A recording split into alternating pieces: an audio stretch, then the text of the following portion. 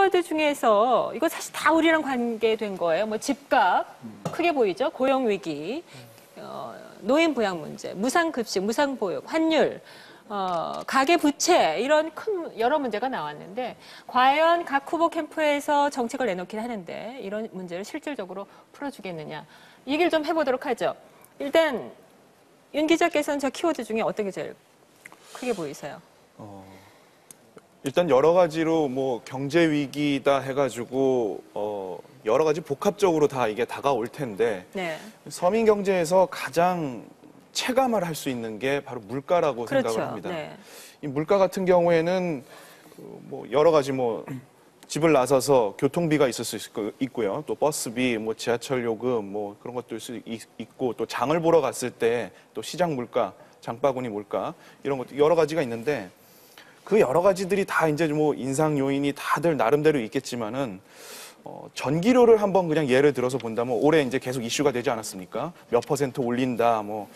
그게 이제 결국에는 난방료가 좀 난방할 때 이제 내가 전기를 많이 틀면은 좀 이게 부담이 좀 많이 되겠구나. 에어컨 많이 틀면 부담이 되겠구나. 이 정도 수준을 넘어서서 결국에는 기업에게 부담이 되고 결국에는 그게 물가 상승 요인이 되고 이제 전기료 하나가 결국에는 모든 어떤 뭐 텔레비전의 가격이 올라갈 수도 있고요. 또 내가 살 수 있는 이 펜 하나도 가격이 올라갈 수 있는 그런 상황으로 다 연결이 될 수 있는 건데 그게 결국에는 이 내년에만 하더라도 지금 예상치로는 15% 내지는 20% 가까이도 올라갈 수 있는 요인이 있다. 대선이 끝나고 나면 물가는 오른다.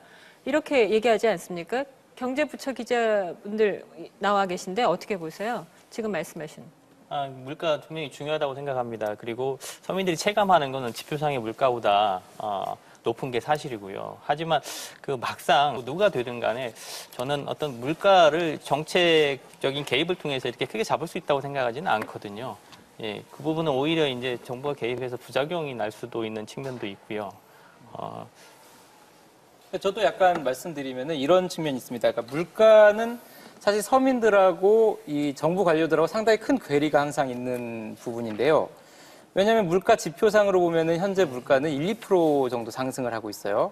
그런데 서민들이 느낄 때는 물가가 이 천정부지로 올랐다고 느끼는데 그건 아마 이제 피할 수 없을 것 같습니다. 왜냐하면 물가 수준 자체가 올라 있기 때문에 서민들이 느낄 때는 계속 비싸지만 장바구니 물가는 계속 비싼데 정부에서 봤을 때는 1~2% 물가 오르는 게 왜 문제가 되느냐. 오히려 이런 식으로 생각을 할 가능성이 높고 다만 이제 이런 부분이 있겠죠. 그 아까 윤 기자께서 말씀을 하셨던 그런 부분도 있지만 실제로 이 뭐 우리 생활에서 밀접하게 관련된 예를 들어 과자값이라던가 뭐 여러 가지 뭐 가격들이 있죠. 근데 이제 그런 걸 물가가 조금씩 그 개별 품목이 뛸 때마다 정부가 그거를 꼭꼭 누르고 있어요.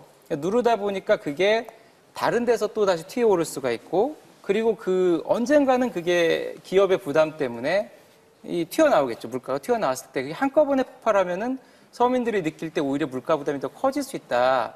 그래서 다음 정부에서도 그런 사실 이번 정부에서 물가를 잘 잡았다라고도 볼 수 있지만 어떻게 보면 너무 강압적으로 인위적으로 눌러놓은 게 아니냐. 다음 정부에서는 그러면 그걸 어떤 식으로 어떻게 보면 좀 시장 친화적으로 물가를 잡을 수 있을 것이냐 이걸 고민을 해야 될 것 같습니다.